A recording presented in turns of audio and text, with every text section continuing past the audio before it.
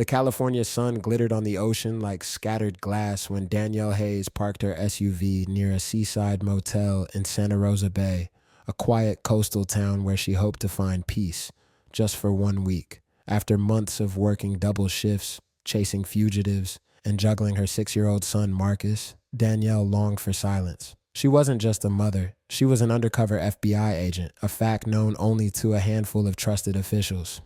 But peace, she knew, rarely lasted long. Small-town eyes followed her as she walked into the local diner that afternoon. Eyes that didn't see a woman on vacation, but rather someone who didn't belong. Her brown skin, confident stance, and out-of-state plates drew murmurs. She felt them. She always did.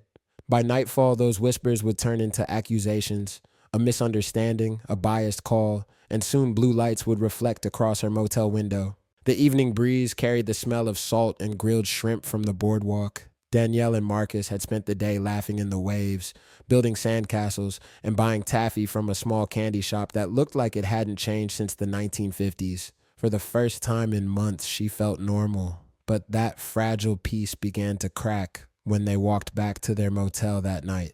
A police cruiser rolled slowly down the street, its headlights crawling across the pavement like watchful eyes. At the motel reception desk, the clerk's tone had changed too. The cheerful chatter from that morning was gone, replaced by clipped politeness. "Ma'am," he said stiffly, "someone reported suspicious activity earlier. Just making sure everything's okay." Danielle blinked. "Suspicious activity? We've barely left the room except to go to the beach," he shrugged. "Locals get nervous sometimes. Small town." Danielle's pulse quickened. She didn't reach for her gun. It was locked in the car safe per federal protocol during personal travel. Instead, she approached the door slowly. When she opened it, 2 officers stood before her. One older, one younger, both white, both tense. "Evening," the older one said. "We got a call about some suspicious individuals matching your description. Mind if we take a look inside?" The younger officer's gaze drifted past her into the room, then down to Marcus's small figure curled beneath the blanket. "Ma'am," he said carefully, "we just need to verify your identification." Her badge and service weapon were both in a locked case in her car trunk. She handed them her driver's license instead, forcing a polite smile.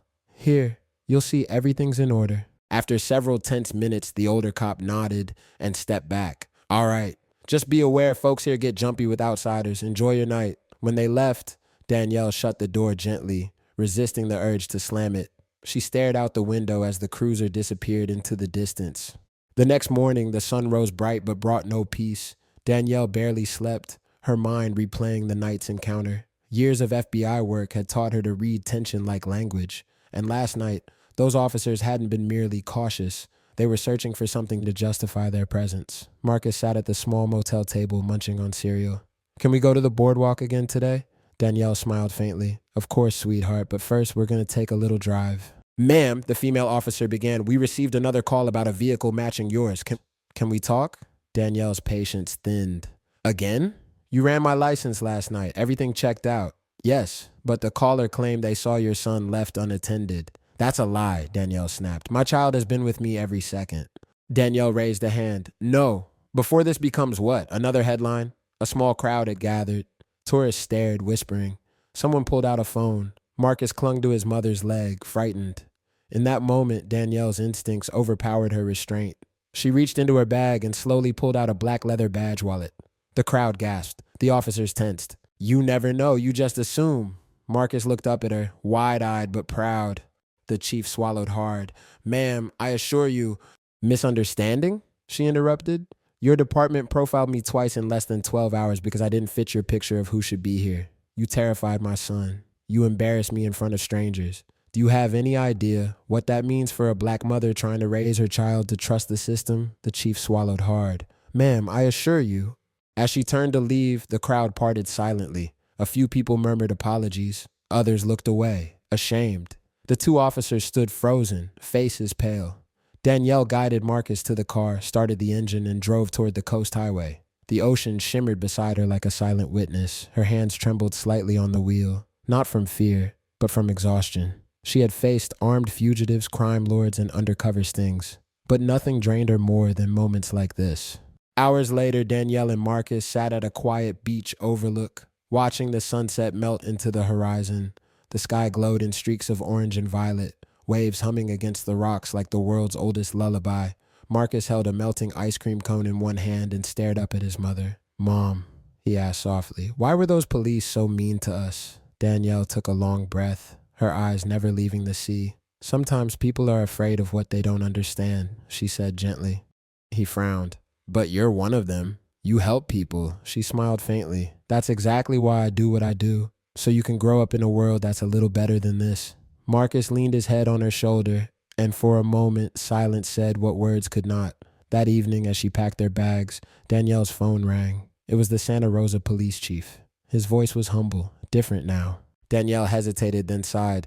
"Chief, change starts with conversation. I'll come, but not as your critic, as your partner in fixing what's broken." When she hung up, Marcus looked up curiously. "Are we going back there, Mom?" She smiled. "Maybe one day, because sometimes standing up doesn't mean walking away. It means walking back with purpose."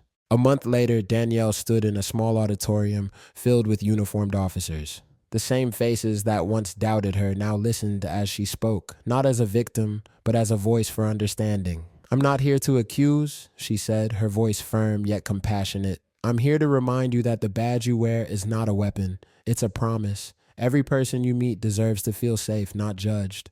One day, when your actions are remembered, ask yourself, did I protect justice or did I protect prejudice?" Later that night, she stood alone on the same beach where it had all begun. The ocean breeze tangled through her hair, and the moonlight shimmered across the water. Marcus played nearby, his laughter echoing softly. Danielle closed her eyes and whispered to herself, "Forgive, but never forget. Teach, but never surrender." She smiled, watching her son dance with the waves. "And always stand tall, because dignity is the one thing no one can take from you." She took a deep breath, her heart lighter than it had been in days. Your words resonate with such truth and power, Culture. They carry a message that transcends the limits of any single story, the call to embrace humanity with grace, strength, and compassion. Indeed, dignity is a force that can move mountains, and kindness is its blade, forged by empathy and understanding. With each act of understanding, we chip away at the foundations of prejudice, building a more just and equitable world. Let us strive to never judge by appearances, never assume by color, and always remember that respect is earned through humanity, not authority. A powerful story deserves to be shared. Spread the message and the meaning with a simple click. Like, share and subscribe to keep the light of empathy burning bright. Thank you for taking this journey with us.